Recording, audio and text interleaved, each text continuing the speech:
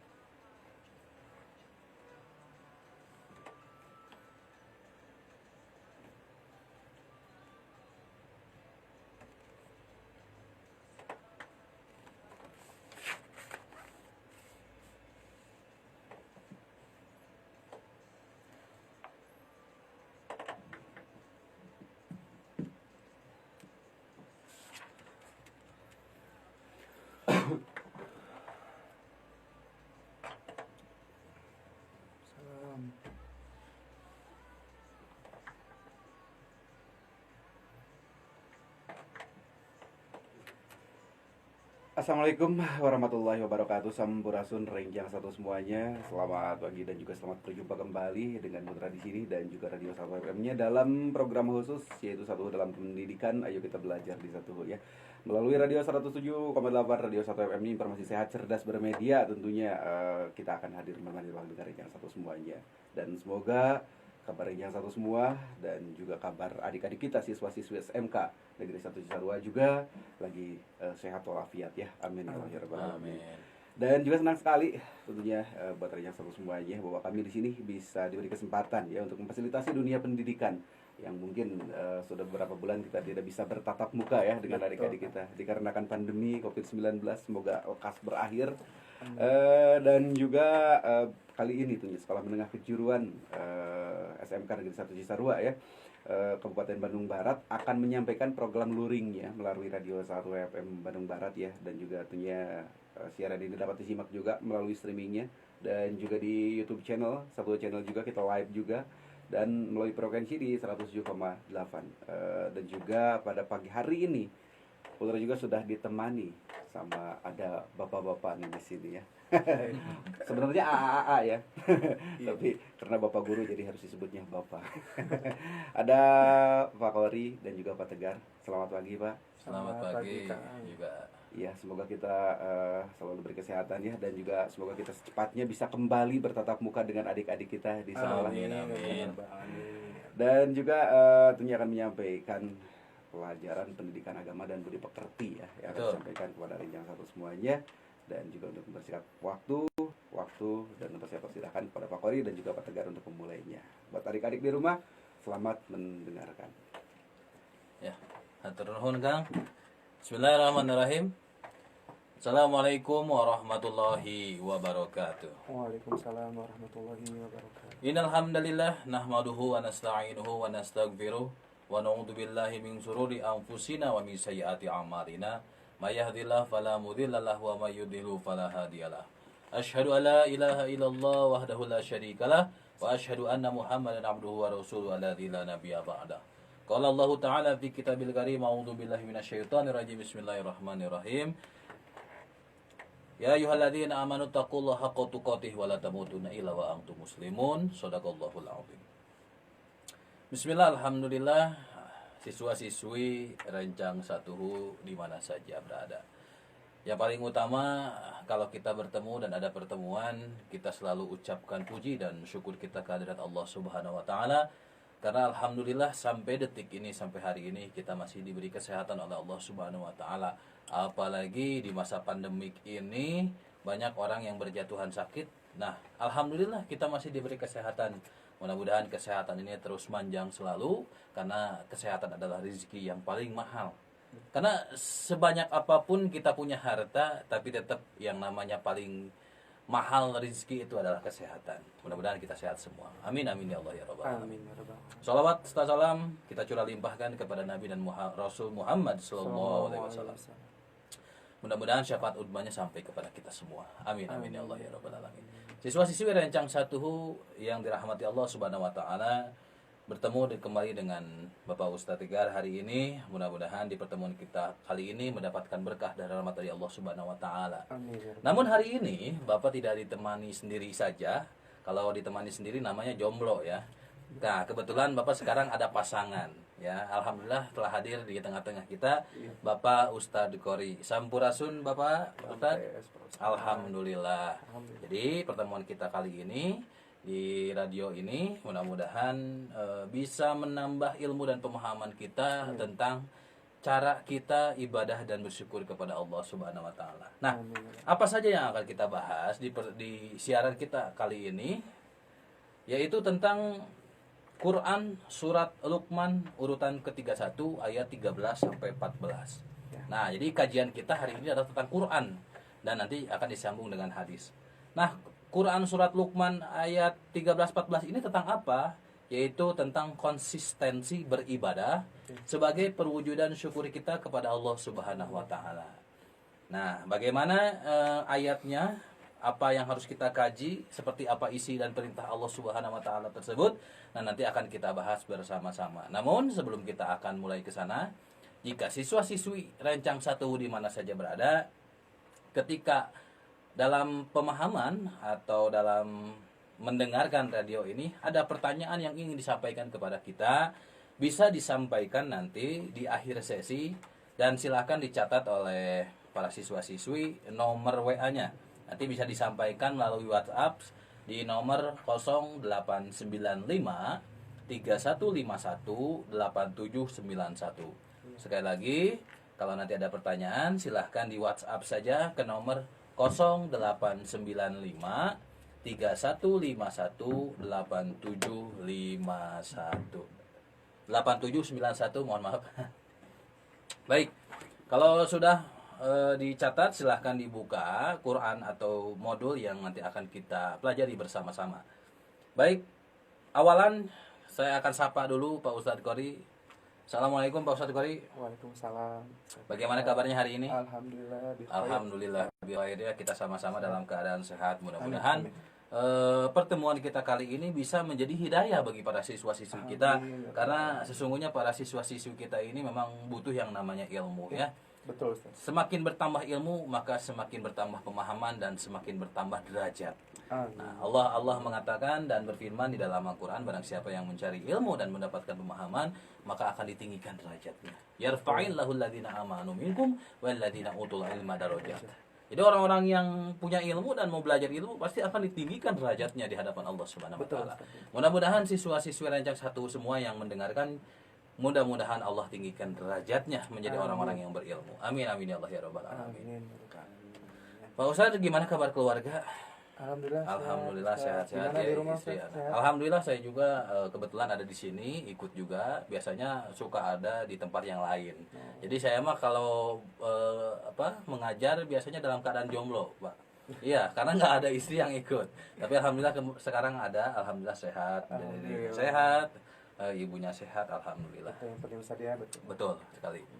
Pak Ustadz Qori, bagaimana nih berkaitan dengan pembahasan yang akan kita bahas tentang perwujudan syukur kepada Allah dalam Quran surat Luqman ayat 13-14 ini? Iya, jadi untuk materi kita hari ini, kalau misalkan Rencang 1 khususnya siswa-siswi SMK Negeri 1 Cisarua membaca dari modul awal itu, materi satu ke lainnya itu saling berhubungan Pak Ustadz. Jadi kalau misalkan bacanya itu sepotong-sepotong, itu nanti kurang lebihnya bakal bingung gitu. Betul. Nah, berbeda ketika ayat pertama atau misalkan modul pertama sudah dibahas ya, Al-Imran tentang berpikir kritis. Rencang 1 bisa membaca dan menelaah lebih dalam itu dari hari ke hari.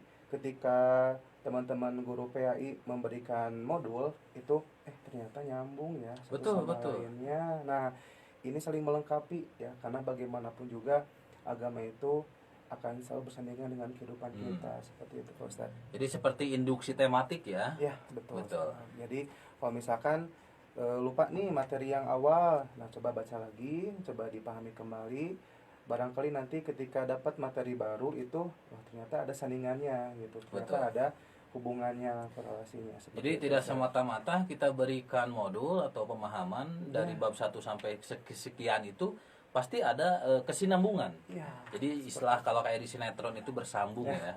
episode ya itu ya. Episode, betul. Kebanyakan Baik. nonton sinetron nih kayaknya Ustadz nih. Baik Pak Ustadz, mari kita mulai saja ya. Siap. Nah, Bismillah. kalau siswa-siswi Rencang Satu sudah membuka Qurannya Qurannya. atau modulnya, silahkan dilihat dan dengarkan dengan seksama bacaan Qurannya. Nanti Bapak akan membacakan Al-Qurannya dan kalian silahkan dengarkan kaidah tajwidnya, cara membacanya yang benar, agar dalam membaca Quran ini kita tidak sembarangan begitu ya. Betul. Baik, kalau sudah dibuka silahkan perhatikan. A'udzu billahi minasy syaithanir rajim. Bismillahirrahmanirrahim. Wa idh qala Luqmanu libnihi wa huwa ya'idhuhu ya bunayya la tusyrik billah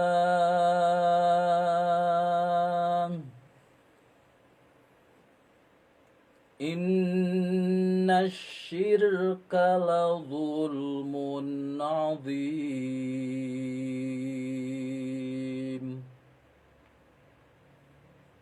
wa wassaynal insana biwalidayhi hamalathu ummuhu wahna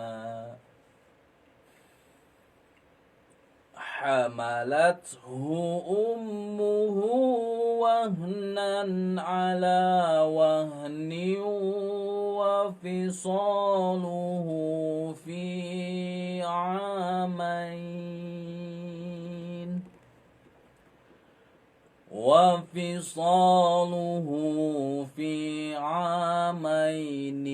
anishkur li waliwalidayka ilayyal masir.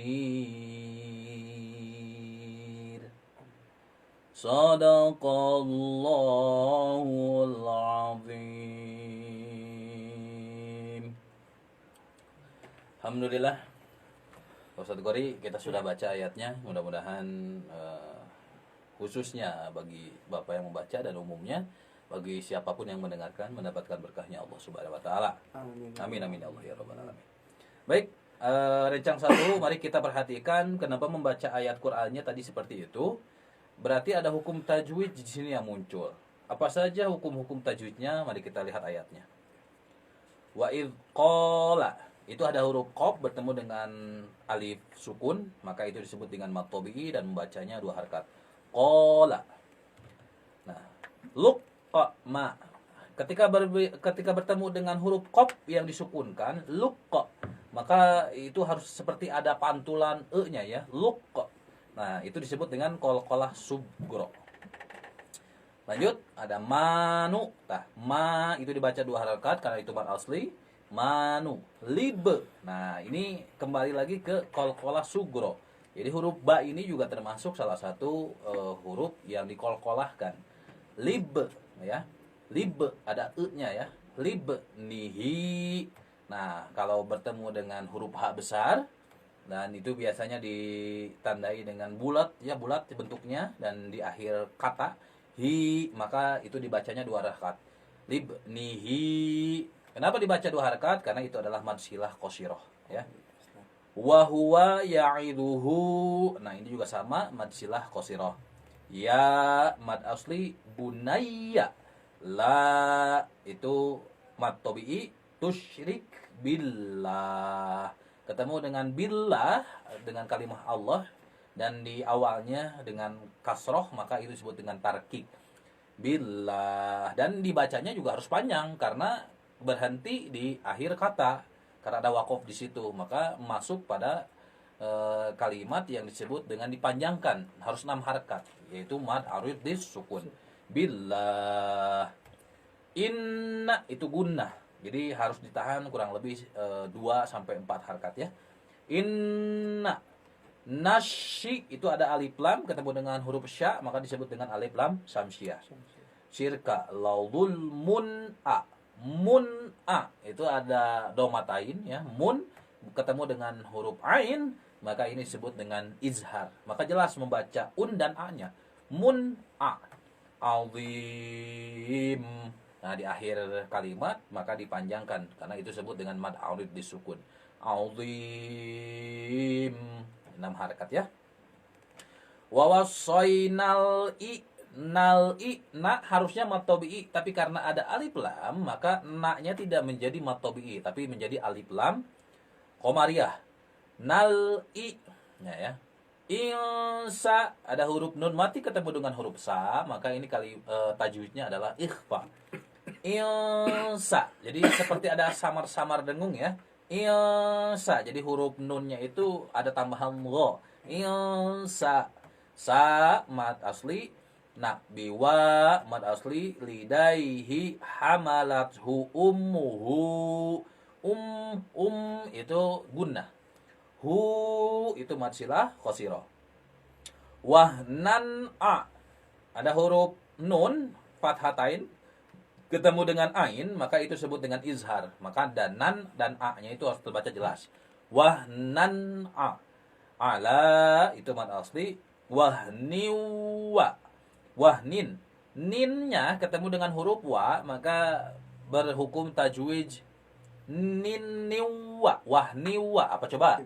Itu gom bigunna, maka niunya itu harus langsung disambut ya, wahniu, dan ditahan sebentar, niwa, wahniwa, wafiso mad adli, luhu, hu-nya itu mad silah qasirah, fi mad tabi'i, a mad tabi'i, maini anish kurli mad tabi'i, wali wa mad asli, lidaika ilayyal ma, alif lam qamariyah, masir, dan di akhir kalimat mad arid disukun, dibacanya panjang 6 harakat. Nah, kurang lebih seperti itu hukum tajwidnya. Nah, Pak, saya sudah membacanya dan mudah-mudahan mendapatkan berkah. Tapi masih nggak ngerti, Pak, karena memang dikhususkan kalimat Arab ini adalah untuk orang-orang Arab. Jadi kalau kita membaca sekali, orang Arab pasti ngerti. Nah, kalau kita masih mikir 2 kali ya, ini apa artinya gitu, nggak ngerti ya. Nah, makanya kita lihat artinya atau terjemahannya, mudah-mudahan kita paham dari kalimat perintah Allah ini. Apa sih terjemahannya? Terjemahan seperti ini. Di ayat ke-13 terjemahannya adalah, dan ingatlah ketika Luqman berkata kepada anaknya di waktu ia memberi pelajaran kepadanya, hai anakku, janganlah kamu mempersekutukan Allah. Sesungguhnya mempersekutukan Allah adalah benar-benar kezaliman yang besar. Di ayat ke-14-nya terjemahan seperti ini. Dan kami perintahkan kepada manusia berbuat baik kepada kedua orang tua, yaitu ibu bapaknya. Ibunya telah mengandungnya dalam keadaan lemah yang bertambah-tambah dan menyapihnya dalam 2 tahun. Menyapihnya dalam umur 2 tahun, kurang lebih kalau memang di kita biasanya ibu-ibu nyusuan, atau ya bahasanya kita nyusuan anaknya itu kurang lebih 2 tahun. Tapi bisa kurang, bisa lebih, itu tergantung kembali kepada ibu dan anaknya seperti apa. Bersyukurlah kepadaku dan kepada kedua orang ibu bapamu, hanya kepadakulah kamu kembali. Jadi dalam terjemahan ini kita bisa pahami sedikit bahwa Luqman, yaitu seorang bapak yang mempunyai anak, pun itu memberikan pembelajaran kepada anaknya. Apa pembelajaran yang paling utama yang diberikan Luqman kepada anaknya? Yaitu senantiasa ibadah kepada Allah. Yeah. Maka bahasanya di sini jangan mempersekutukan Allah. Janganlah kamu ibadah kepada selain Allah. Karena kalau kamu ibadah kepada selain Allah, itu adalah bentuk persekutuan. Dan bentuk persekutuan adalah benar-benar kezaliman yang sangat besar. Nah, itu yang pertama. Yang kedua, Luqman memberikan pelajaran kepada anaknya bahwa manusia, siapapun manusia itu pasti lahir dari seorang ibu dan bapak. Yang lahirin ibu, yang buat bapaknya, kan gitu kira-kira apa ya Korea. Tapi yang pada intinya tanpa mereka berdua manusia tidak akan ada gitu maksudnya. Jadi benar-benar kosong. Nah, makanya kedua orang tua itu, ibu dan bapak, ini harus kita senantiasa selalu berbaik hati, selalu melakukan hal-hal yang enak, yang menjadikan orang tua senang, bangga gitu. Jangan sampai berbuat kebalikannya kepada kedua orang tua. Ibunya telah mengandungnya selama 9 bulan. Betul. Selama 9 bulan kita di kandungan ibu. Dan setelah kita lahir dari 9 bulan itu masih harus ada tugas seorang ibu itu ya menyusui, Betul. memberikan makan dan sebagainya. Maka khususnya kepada seluruh manusia, bersyukurlah kepadaku. Maksudnya bersyukur kepada Allah. Karena tanpa izin Allah manusia tersebut tidak akan ada. Dengan izin Allah maka manusia lahir ke alam dunia. Dan juga bersyukurlah kepada kedua orang tua, ibu bapak. Maksudnya bersyukur kepada kedua orang tua yaitu berbuat baik, ya. Dan hanya kepadakulah kamu kembali. Nah, setelah nanti proses panjang kita kehidupan, kita pasti akan mencapai akhir dari kehidupan yang disebut dengan kematian. Dan sebelum menuju ke sana, alangkah baiknya kalau kita selalu menaati dan menuruti apa perintah Allah tersebut. Intinya satu, senantiasa ibadah kepada Allah. Dua, bersyukurlah kepada kedua orang tua. Intinya dalam ayat ini tersebut, dalam inti ayat ini tersebut. Nah, mudah-mudahan siswa-siswi Rancangsu tidak semuanya belum paham ya. Karena apa? Karena kan ini bahasanya baru sedikit terjemahan. Nanti akan dijelaskan mungkin oleh Pak Ustadz Qori lebih mendetail lagi. Namun sebelum ke Pak Qori, ini ada hal yang perlu disampaikan. Pertama, ayat ini tidak semata-mata turun kalau tidak ada kejadian, Pak. Kalau kejadian itu turun, pasti ada sebab. Nah, sebabnya apa? Maka ayat ini disebut dengan asbabun nuzul. Ayat ini apa sih sebab-sebab turunnya ayat ini? Nah, ayat ini sejatinya adalah bagi mereka yang berposisi sebagai dai, atau sebagai pendakwah, atau sebagai pendidik, pun orang tua sama. Jadi orang tua masuk kepada bagian dari ayat ini. Apa? Agar saat menasehati anaknya. Nah, orang tua pasti punya anak kandung, guru punya anak didik, ya, pembimbing punya anak bimbingan. Terus tukang les, kok tukang les ya sebutnya nggak enak ya. Apa yang suka private ya, ada anak lesannya. Nah, dan sebagainya. Jadi semua itu ada anak-anaknya. Meskipun tidak harus selalu kandung ya. Yang jelas orang tua pasti kandung. Tapi kalau yang lain kan anak-anaknya beda ya, anak didik, anak bimbingan dan sebagainya, anak asuh dan sebagainya. Jadi posisi ini di tempat ayat ini ditempatkan pada posisi itu. Nah, mereka-mereka yang punya anak-anak. Harus apa? Nah, yang berposisi sebagai itu harus bisa menasehati anak-anaknya dengan menggunakan tutur kata yang santun, sejuk, dan menuju hati sanubari. Wah, jadi balance. Jadi lebih menuju ke hati, bukan lebih kepada nafsu ya. Biasanya kalau orang tua menasihati anaknya lebih kepada nafsu ya. Terus mungkin guru-guru juga lebih kepada nafsu, kehel-kehel teuing gitu bahasana. Nah, harusnya tidak seperti itu. Harusnya dengan kata-kata yang santun, kita tenang. Jadi memberikan arahan kepada anak-anak juga lebih sejuk dan menuju ke hatinya. Nah, ayat ini juga sebagai pengingat kepada kita orang-orang yang memiliki anak agar lebih mengedepankan strategi yang handal saat menasihati atau mengajak atau berdakwah. Jadi segala sesuatu itu harus dilakukan dengan terencana. Jangan sampai ketika ada kejadian baru kita melakukan suatu tindakan yang memang tindakan itu mungkin tidak tepat. Nah, jadi ketika misalkan nih anak dalam keadaan diam, strateginya seperti apa? Anak dalam keadaan bermasalah, strateginya seperti apa? Jadi benar-benar harus dipikirkan. Nah, tambahan mungkin Rasulullah SAW juga mempunyai strategi dakwah pada zaman dahulu. Apa saja strategi dakwah Rasul pada saat itu? Yaitu senantiasa santun. Ya, Rasul itu santun. Jadi kepada orang anak didiknya atau anak umatnya yang pemarah, yang santai atau misalkan yang pendiam, Rasul itu selalu santun. Jadi tidak membedakan. Oh, si iya mah kalau ngomong tuh tarik pak beleduk, saya sama pak beleduk, tidak. Jadi Rasul tuh santun, tetap santun. Bahkan perilakunya, akhlaknya lebih santun, tidak gejebris bahasanya. Apa ya, enak ya. Jadi apa ya seperti itulah. Terus Rasul sabar orangnya. Jadi seperti apapun hasilnya, prosesnya, Rasul selalu sabar. selalu memberikan kesejukan kepada umatnya, selalu menenteramkan umatnya, tidak mengancam dan bahkan membuat antipati, justru sangat baik Rasul. Nah, jadi ayat ini turun bagi mereka yang mempunyai posisi sebagai orang tua, sebagai guru, ataupun sebagai yang lainnya yang mempunyai bimbingan anaknya. Nah, ini harus dilakukan seperti ini, karena ilmu itu tidak akan tersampaikan dengan cara yang kasar. Justru ilmu itu bisa disampaikan kepada anak didik kita dengan hanifah muslimah, dengan tutur kata yang lembut dan menyelamatkan. Kira-kira seperti itu. Nah, ini kan asbabun nuzul. Kalau berbicara asbabun nuzul udah tadi, ayatnya sudah, terjemahannya sudah. Nah, seperti apa sih intinya isi dari ayat ini, Pak Ustadz? Mangga dilanjutkan oleh Pak Ustadz. Baik, Pak. Sudah terwakili ya sebetulnya apa yang disampaikan tadi oleh Ustadz Tegar. Sedikit Namun, sih sebenarnya mah. ya, Jadi harus lebih panjang lagi nih dari Pak Ustadz Kor ini. dipanjang-panjangin ya Ustadz ya. Oh iya, karena Mumpung kita dikasih kesempatan nih ya betul buat sekali. sharing atau misalkan nanti kalau misalkan ada pertanyaan juga bisa disampaikannya di akhir sesi. Nah, berkaitan dengan surat Luqman ayat 13 sampai 14 ini ada betul disebutkan tadi oleh Ustaz Tegar ada dua hal ya yang di yang harus ditekankan mungkin ya dalam ayat ini. Yang pertama tentang tauhid atau ibadah ya. Kemudian yang keduanya tentang orang tua ya.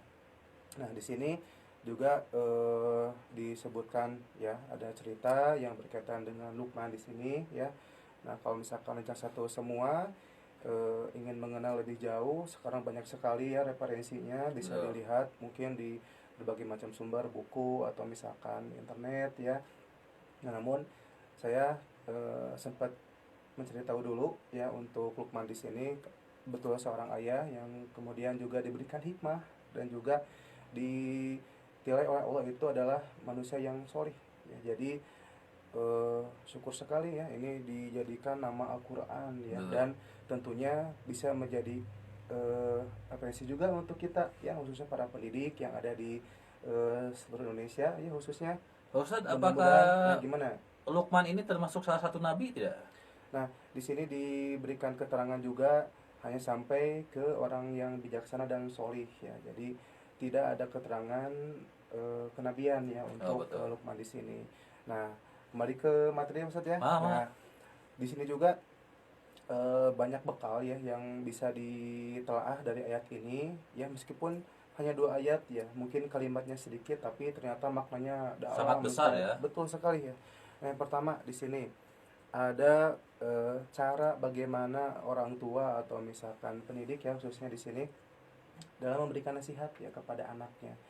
Jadi kalau misalkan rencang satu semua membaca sekilas ya, mungkin di sini tidak ada nada bentakan ya, atau misalkan nada keras dari seorang orang tua kepada anaknya. Di sini seperti kepada sahabat atau kepada orang yang memang dekat gitu ya. Di sini disebutkan juga wahai anakku ya, tidak seperti apa ya bahasanya ya, tidak memanggil dengan nama yang keras kan ujang ya, begitu tidak ya. Nah, nanti nama ujang sendiri ya. Ya pokoknya tidak inilah tidak aneh gitu ya, misalkan oh iya bau, oh iya mah goreng patut, oh iya mah. Jadi benar-benar santuy ya. Iya betul sekali. Jadi, hai anakku ya, hai gelis, hai bager, kali bisa ya gitu seperti ya. itu ya, karena memang anak itu perlu dipuji Ustaz ya. Kalau misalkan seorang anak itu diberikan ya semacam bahasa-bahasa yang bisa menggores hati ya, betul, itu akan tertanam lama ya di dalam diri anak ya, apalagi itu keluar dari orang tuanya sendiri ya. Jangan sampai seperti maling kundang ya. Gimana tuh? Ya, kalau ibunya maling kundang kan sakit hati dengan sikapnya maling kundang. Sehingga dia memanggil maling kundang tuh bukan dengan namanya. Gimana? Hai batu, nah gitu. Jadi batu. Nah, jadi ucapan seorang orang tua itu juga harus benar-benar dijaga. Nah, karena bisa jadi menjadi sebuah doa. Itu yang lebih dititik beratkan. Betul. Ini saya juga pernah dengar juga ya Ustaz dari teman guru ya, kalau misalkan katanya nanti hati-hati ya kalau misalkan kamu udah ngajar di sekolah, kalau ngedoain anak itu yang benar. Nah, jadi doa itu bukan kayak di tempat mimbar ya, misalkan kita duduk kemudian mengadahkan tangan dan kemudian meminta. Tapi doa juga bisa ketika kita duduk. Betul. Doa ketika kita bisa ngajar ya, atau Betul. misalkan lagi gogoleran juga, kalau misalkan memang ada perlu ya minta kepada Allah. Nah nantinya misalkan nih ada anak datang ya, kemudian bikin kesel, terus kita gak sengaja nih ya karena nafsu bilang, wah kamu mah dasar nakal, ya udah itu doa buat anak jadi nakal. Apalagi di titik beratnya kepada orang tua yang sehari-hari dekat. Nah, Karena biasanya orang yang paling dekat itu lebih banyak masalahnya daripada ketimbang yang jauh. dan lebih banyak ke doanya. Nah, begitu. Makanya kalau memang kita punya anak kandung, anak didik atau apapun itu, ya meskipun sekesal-kesalnya kita terhadap anak Betul. tersebut, hati-hati dalam mengucapkan namanya gitu. Istighfar sabar. Betul. Jadi kalau mau kesal masih mending sekalian gini. Hmm, Hei, benar. kamu dasar anak beunghar cenah. Bakal beunghar teh gitu. Jadi kalau Wah, nafsu itu lebih baik amin. begitu. Betul, Ustaz. Dasar anak soleh sih, kamu bakal soleh seumur-umur Ya, gitu. karena Mending doa- kayak gitu ya. Iya, karena insya Allah pasti Pasti diijabah. ya, karena untuk kebaikan ya itu. Karena salah satu doa yang tidak akan dihalangi itu adalah doa orang tua kepada anaknya, Iya. dan doa seorang guru kepada muridnya, Amin, dan amin. doa yang lebih mempunyai ilmu kepada yang sedang belajar. Nah, itu tidak akan terhalang Insya doanya. Allah. Iya betul Ustaz. Jadi memang untuk hal ini ya sudah diberikan contoh oleh Lukman di sini Betul. ya dalam menasehati anaknya agar supaya lebih mendekatkan diri kepada Allah ya. Jadi jangan sampai kita ibadah bukan kepada selain Allah gitu ya. Jadi ya banyak sekarang itu pada dipelintirin Ustaz ya. Seperti apa? Nah, misalkan nih, saya mah tetap iman kepada Allah, tetap beribadah ya. Kemudian tapi fokusnya kepada dunia. Nah, kita nggak kerasa nih, apalagi di kondisi seperti ini, kita betul-betul diuji itu bagaimana kita masih mengingat Allah atau enggak nih. Betul. Gitu. Nah, kemudian diberikan cobaan itu kan memang ujian ya. Betul. Nah, kan minggu depan juga Rekan Satuhu khususnya di sekolah kita akan diadakan pekan penilaian ya. Betul. Nah, itu ujian ya. Jadi harus dikerjakan, harus dihadapi ya. Jangan lari dari ujian karena itu menjadi nantinya tolak ukur dan juga batu loncatan nih. Apakah Rekan Satu semua nanti bisa melewati itu atau bahkan menyerah di kondisi seperti ini, seperti itu. Nah, mudah-mudahan ini melenceng sedikit ya, Ustaz ya. Mudah-mudahan minggu depan Rekan Satu semua yang mau ujian ya diberikan kelancaran juga. Amin. Dan guru-gurunya tetap semangat ya dalam mendidik Amin. putra-putri bangsa kita ya semua. Ya, mungkin tambahan catatan Pak iya. Ustadz. Gimana, Ustaz? Jangan lupa belajar. Iya. Ya, kita doain mudah-mudahan lancar Amin. ujiannya, belajarnya enggak. Oh, Kan iya. repot juga nanti ngejawabnya pada akhirnya ngitung kancing kan Iya, gitu ya. Insya Allah Ustaz, kita percaya ya, Insya Allah. Mudah-mudahan anak-anak kita Rekan semua, Satu belajar dengan ya, benar. belajar dengan rajin, dengan baik ya, meskipun kondisinya lagi misalkan sambil ngebantu orang tua. Betul. Ya, sekarang kan banyak nih yang curhat ke kita nih, kita sekarang sambil bantuin orang tua nih di kebun. Bagus. Ya, di ini. Bagus. Nah itu harusnya jangan sedih ya, jangan mengeluh. Jadi harusnya bersyukur karena berkaitan dengan yang poin yang kedua Betul. nih, ya tentang kepada orang tua. Ya, wasyana ihsana bil walidaini. Maka berbuat baiklah Nah, kepada kedua orang tua. Nah, berbuat baik teh lain di kieu-kieu Iya. maksudnya di namanya diusapan gitu nya ke orang tua, tapi juga ngebantu hal yang tadi tuh yang curhat tadi seperti mungkin lebih ke ini ya Pak Ustadz. Kan banyak nih anak-anak yang mengeluh, Pak, saya mah kan sekarang di rumah aja nih karena belajarnya dari rumah. ya. Tapi lebih banyak membantu orang tuanya dari ketimbang belajarnya. Pas sekarang saya lagi di kebun, di pasar dan sebagainya. Bapak justru tidak akan melarang ya para siswa-siswi untuk membantu orang tua, itu bagus. Hanya mungkin di sini masalahnya adalah manajemen waktu. Nah, Karena posisi siswa-siswi ini adalah sebagai pelajar, orang yang sedang belajar, maka harus bisa membagi waktu di antara mana yang belajar, mana yang membantu. Jangan sampai ketika belajar jadi membantu, ya. Ketika membantu malah jadi belajar, Iya. atau ibaratnya dibalik-balik, atau bahkan Overload, belajar ya, overload. belajar nggak sama sekali. Pada akhirnya kan mereka bingung. Iya. Ilmu apa yang saya sudah dapatkan di hari ini, mereka bingung sendiri. Nah, jangan sampai seperti itu. Jadi benar-benar harus bisa yang namanya manajemen waktu. Iya. Harus bisa atur waktu mana yang penting, mana waktu yang bisa dikerjakan nanti, mana waktu yang mungkin nanti saja bisa dikerjakan. Iya. Itu harus benar-benar bisa dipahami oleh Rencang Satuhu di mana saja berada. Iya, khususnya kan sekarang juga teman-teman dari eh, apa namanya siswa-siswi ya Ya, SMA atau SMK ya itu sudah dewasa ya sudah besar udah bisa ngebedain mana yang baik mana yang buruk tentunya betul. bisa ya memanage waktu dengan baik dan benar ya pada tempatnya kalau misalkan nih minggu sekarang lagi kegiatan belajar yuk belajar aja dulu ya dari pagi sampai jam 11 Nah, ya simpan misalkan kegiatan yang lain. iya ya kalau misalkan Jangan sampai di ketika oh belajar malah main game, kan repot juga. ya kalau itu memang apa namanya di luar ini ya di Ya, luar apa betul. namanya kalau misalkan yang tadi ngebantu orang tua sama sekolah kan atau BDR itu karena dua-duanya sama-sama baik nah mungkin jadi ada prioritas sebisanya kalau bisa dinantikan ya ke orang tua ngobrol lah ya Nah, atau gitu. misalkan nanti sama orang tua memang perlu dibantu sama gurunya jadi Betul. ada komunikasi ya jadi jangan tiba-tiba hilang kemudian datang-datang ke sekolah Membawa ya 1000 alasan. nah itu kan juga kurang baik ya jadi Ya, kalau misalkan memang pada hari itu pada saat itu ada keperluan pun ya rencana satu semua bisa dikomunikasikan dengan betul. yang bersangkutan seperti Kalau kalau dalam istilah Sunda kita itu hade hmm, goreng ku bahasa wah gitu. betul Ustaz. Nah seperti itu ya Ya, jadi di bagian pertama dan kedua sudah dibahas ya. Namun nanti juga akan diberikan lagi penjelasan ya betul. yang berkaitan dengan kedua hal ini yang pertama tentang tauhid ya Betul.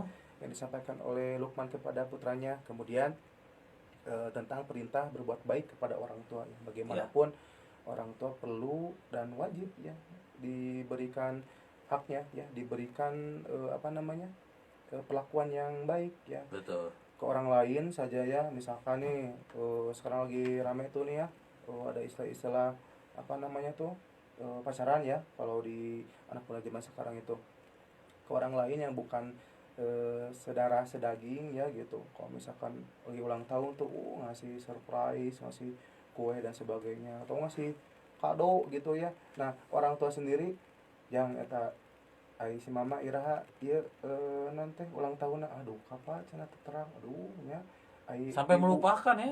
ibu sendiri gak tahu apa lupa gitu ya nggak ulang tahunnya gitu makanya coba deh ya sekarang jangan terlalu jauh ya untuk berbuat baik ini yang deket-deket dulu aja jadi keluarga kan ada orang tua ada adik ya Ustadz ya nah itu bisa jadi tempat kita untuk memberikan ataupun meluangkan waktu untuk berbuat baik selama ini Betul. dan ini juga jadi catatan karena berhubungan dengan materi yang sebelumnya ini ternyata berbuat baik kepada orang tua itu adalah perbuatan yang termasuk ke dalam kategori ibadah Ustaz Betul. Karena kan dalam ayat-ayat ini ya yang beribadah itu salah satunya kepada Allah dan berbentuk ibadah yang kedua adalah syukur, yaitu bersyukur dengan cara berbuat baik kepada kedua orang tua. betul Itu tuh nyambung satu satu paket istilahnya ya. iya iya nah untuk bagian tadi ya disinggung nih syukur kok ibadah Ustaz apa hubungannya ya syukur sama ibadah Ustaz kira-kira apakah kita cukup dengan mengucapkan alhamdulillah itu sudah beribadah Ustaz Betul. Bentuk kalimat syukur yang kita sering dengar ya iya alhamdulillah itu juga selalu sebuah bentuk ibadah ya. Karena ibadah itu terdiri dari dua macam bentuk. Yang pertama satu ibadah mahdoh yang memang hubungannya langsung dengan Allah dan yang kedua ada ibadah goer mahdoh yang hubungannya adalah dengan sesama manusia atau sesama makhluk ya. Nah, bentuk syukur yang kita lakukan kepada orang tua itu termasuk ibadah goer mahdoh. Jadi berpahala tetap mendapatkan pahala iya dan dianggap bernilai ibadah di hadapan Allah Subhanahu wa taala. Itu sama. Jadi sebenarnya berbuat baik itu merupakan satu bentuk ibadah, hanya bentuk ibadahnya real. Goir mahdoh, jadi berhubungannya dengan makhluk. Kalau kalau yang mahdoh hubungannya adalah kita dengan Allah langsung. Nah, salah satu bentuk contohnya adalah seperti zikir, mengingat kepada Allah, iya sholat gitu kan, puasa, haji itu termasuk salah satu ibadah mahdoh. Nah, ibadah goher mahdohnya apa? Yaitu tadi zakat, yaitu dengan kita punya harta diberikan kepada sebagian umat, itu kan bentuknya goher mahdoh. Tapi pada intinya ibadah apapun itu sama, yaitu satu bernilai ibadah di hadapan Allah dan mendapatkan pahala dari Allah Subhanahu oh wa taala. seperti itu Betul. saja Masya Allah sekali jadi banyak sekali bentuk ibadah ya yang Mm-mm. mungkin rencana satu semua tahu hanya sampai ke sholat mungkin ya hanya sampai ke puasa tapi juga bersyukur ya, berzikir, mengingat dan sebagainya itu juga termasuk ke dalam kategori ibadah Ustaz ya. Ini salah satu keistimewaan yang diberikan kepada umat Nabi Muhammad SAW.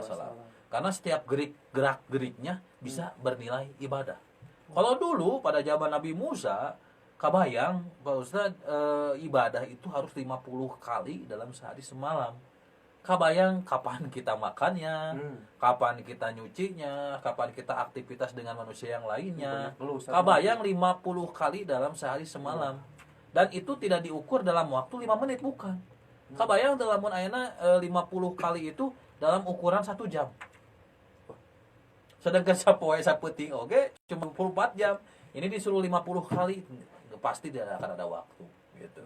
Jadi ini sebuah keistimewaan yang diberikan Allah kepada umat Nabi Muhammad, bahwa setiap gerak-gerik kita yang kita lakukan, asalkan satu, niatnya lillahi ta'ala, mengharapkan pahala dan ridha Allah Subhanahu wa taala, dua, bernilai kebaikan, maka itu semua menjadi ibadah di hadapan Allah Subhanahu wa taala. Amin amin amin amin. Insyaallah ya. Jadi memang kalau misalkan dihubungkan dengan materi-materi sebelumnya itu Rencang 1 khususnya di tingkat 12 ya, sudah belajar tentang surat Ali Imran ayat 190 sampai 191 berkaitan dengan berpikir kritis. Betul. Itu berpikir juga kalau misalkan dipakai untuk manfaat orang lain juga ibadah Ustaz ya? Betul, ibadah. Karena apalagi menggunakan akal pikiran sesuai dengan bentuknya, sesuai dengan tujuan dan pedomannya.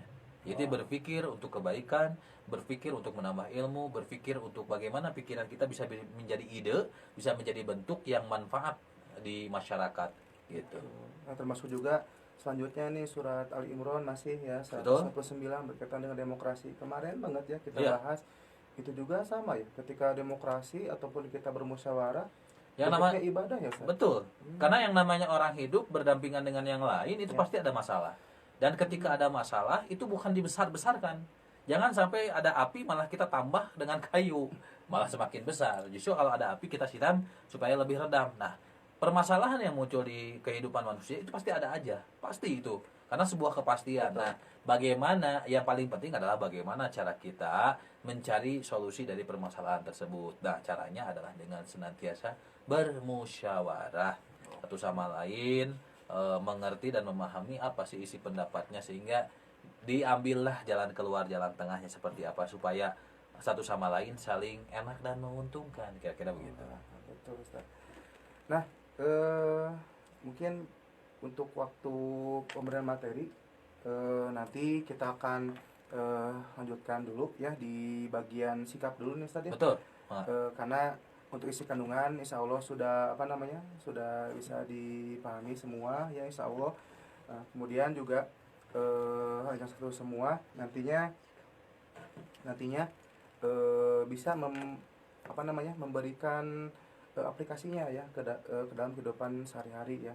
Nah, di sini ada sikap yang mencerminkan pengamalan dari ayat ataupun surat Luqman ayat 13 sampai 14 ini. Yang pertama itu sudah disebutkan dari awal juga ya tentang bagaimana cara seorang pendidik, orang tua ataupun orang tua asuh ya misalkan nih kepada anak-anaknya itu agar selalu berlaku lemah lembut ya, tidak dengan hal yang kekerasan ya dalam menasihati dan sebagainya. Nah, ini perintah ternyata ya, ataupun ini contoh nih Luqman ya, Allah itu berfirman. Nah, ketika mendidik anak itu seperti ini caranya, seperti itu kurang lebihnya. Dan kemudian yang keduanya beribadah kepada Allah itu dengan ikhlas Ustaz ya. Jadi kalau misalkan sekarang beribadah karena Allah, kepada Allah tapi niatnya karena ingin dipuji, ingin dilihat ya, atau misalkan ingin ada income misalkan ya, nah itu juga kurang afdol mungkin Ustaz ya.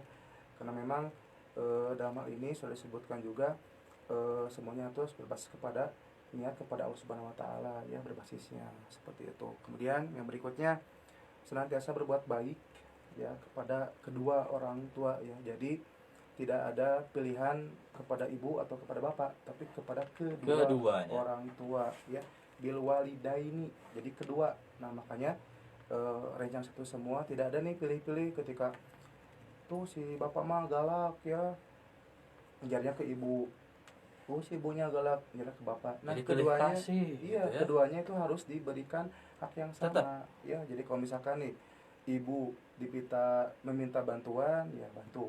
Ketika ayah meminta bantuan pun bantu, ya tidak pilih-pilih karena berbagai macam alasan, ya karena bagaimanapun kedua orang kita adalah orang yang pertama kali, ya yang mengasuh kita, ya yang memberikan kita pelajaran, ya.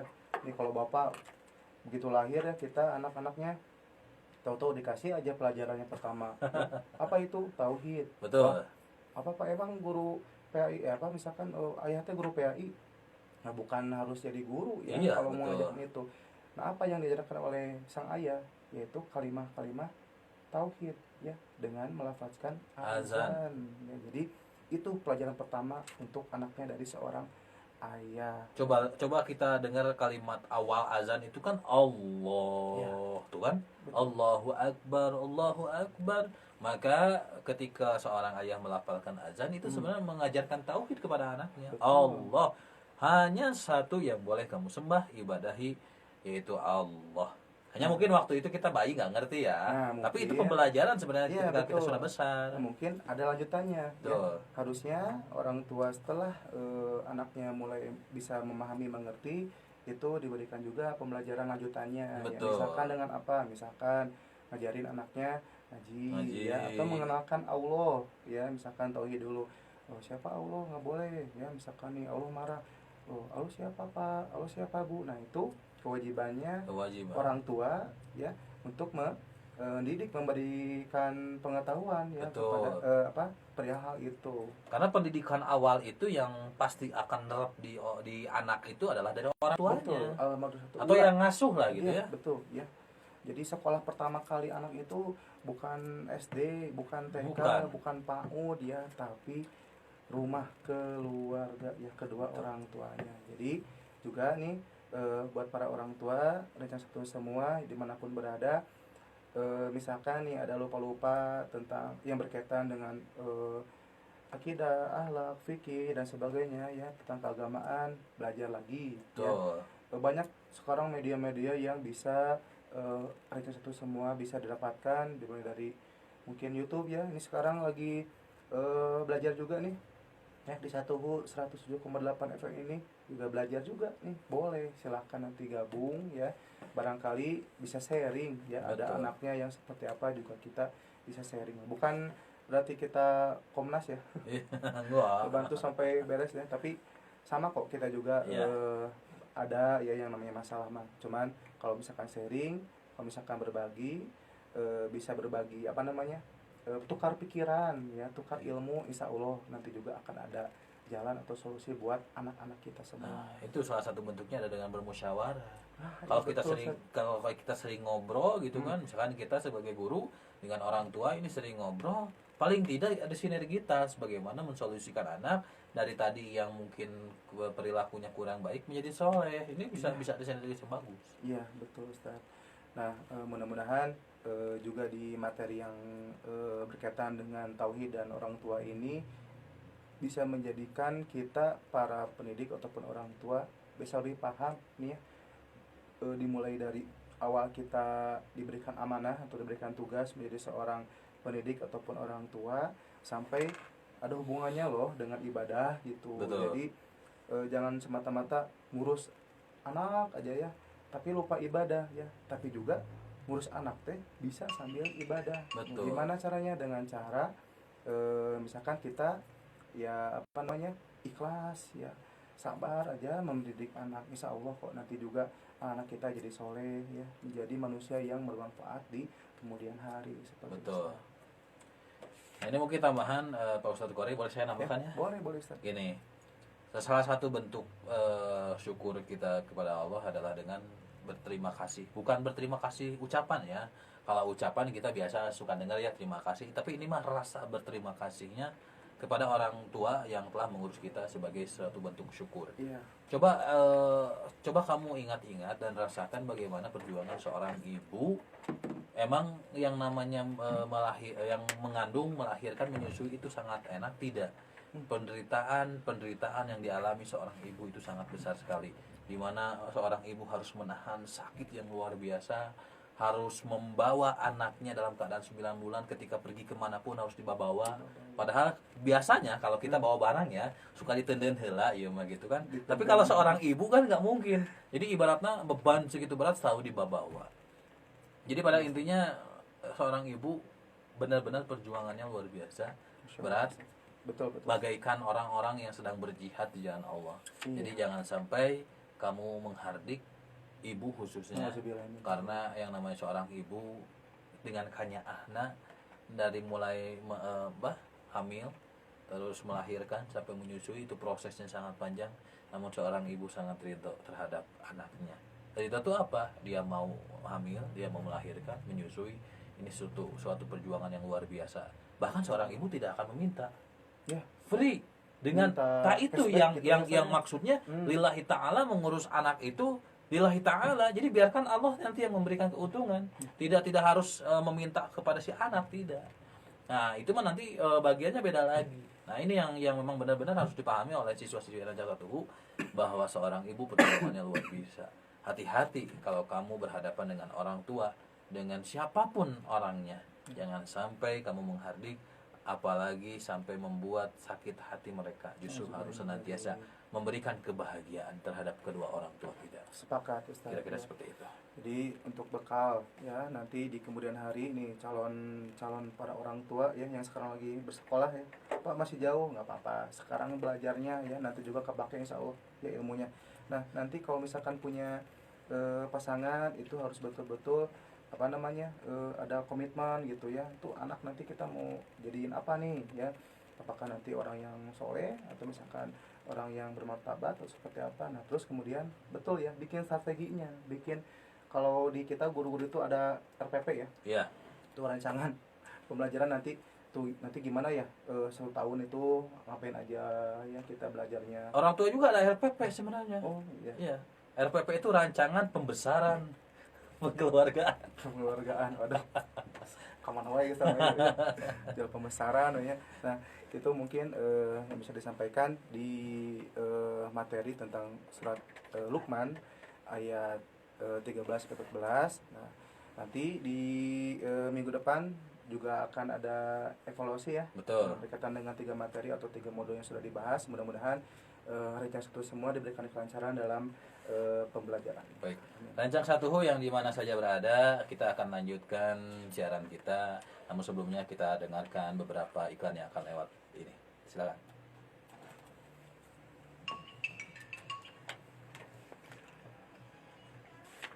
Habis ya Pak sampai jam 9? Hah? Sampai jam 9? Boleh. Mau ditambah, mangga. Enggak, Jam udah 9. ada guru yang lain. Oh, Oh, jam iya. 9 lebih 10 ya, nanti konklusi dulu. Berarti nanti habis ini aja berarti ya. Habis kan kita dari mulai Ya, jam ini 8. udah beres iklan. Konklusi dulu, penutupan dulu. Iya. Oh, Gitu maksudnya. lu udah coba pertanyaan dulu.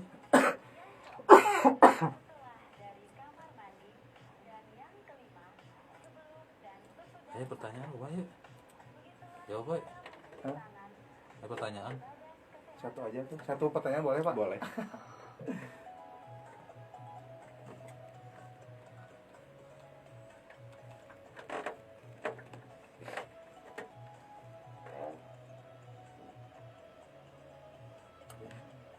Berbuat baik ini. Satu aja. Dulu aku jawab. Set.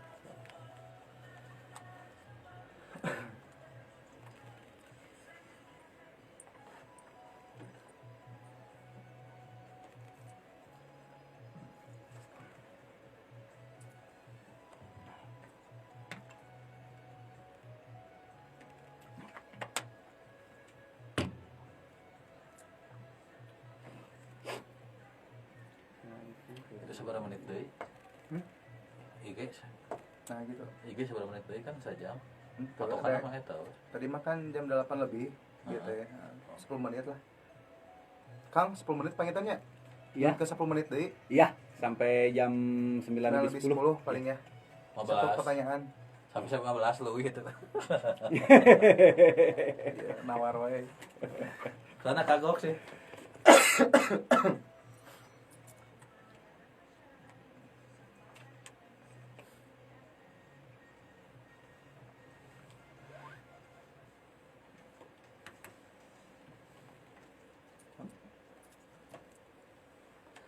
Alhamdulillahirabbil alamin, kita sudah tersambung kembali dalam siaran Radio 1 FM. Baik, Rencang 1 yang ada di mana saja, kita akan lanjutkan pembahasan kita. Dan tadi sempat di awal bahwa Bapak membacakan salah satu WhatsApp nomor apabila jika kalian bertanya. Dan alhamdulillah sudah ada yang bertanya kepada kita di pagi hari ini, yaitu dari salah satu siswi ya, Rencang 1HU. Dia bertanya, ada 2 pertanyaan. Pertanyaan yang pertama seperti ini nih. Saudara saya dari umur 2 tahun sudah ditinggalkan ibunya. Ibunya meninggalkannya dengan alasan dia bekerja di luar negeri. Berarti istilahnya mah TKI ya, TKW. Ibu ya. Ya, ibu ya. Kemudian kedua orang tuanya bercerai. Oh, mungkin ketika dia di TKW betah, dan mungkin istilahnya suaminya ada di sini nggak betah mungkin, ya, sehingga dia mengajukan cerai. Mungkin ya kira-kira ya. Dan bapaknya menikah lagi sehingga anak tersebut tidak diperhatikan oleh kedua orang tuanya. Nah, ini salah satu proses yang sering kita dengar mungkin ya. Dan saya mah Pak sekarang tinggal sama nenek gitu. Dan saya mah sekarang tinggal sama bibi. Kadang-kadang suka ada pertanyaan Pak Ustadz di benak saya, ini anak sebenarnya tinggal sama siapa sih? Kemana orang tuanya gitu, tak kira-kira. Pertanyaannya, apakah tetap kita harus berbuat baik kepada orang tua yang tidak memperlakukan kita dengan baik? Kita ditanya Pak Ustadz, ibunya sudah jadi TKW, bapaknya sudah menikah lagi, sudah punya keluarga yang baru, akhirnya dia tinggal sama neneknya atau dengan bibinya. Ini seperti apa nih yang harus dilakukan oleh siswi tersebut? Mungkin satu ya, yang jadi kuncinya itu kan komunikasi. Tadi Betul. sudah disampaikan dari di awal ya, ada istilahnya komunikasi keluarga tuh ya. Kalau misalkan memang ada kekeliruan, ada memang ketidakenakan ya dari kedua belah pihak, juga sudah diajarkan kok ya waktu demokrasi kemarin di materinya itu. Belajar dulu demokrasinya itu, jangan memang ada kekeliruan itu bisa disampaikan ya. Rencana satu semua di kelas 12 ini sudah disampaikan tentang berpikir kritis, kemudian demokrasi. Nah, itu dipergunakan ya.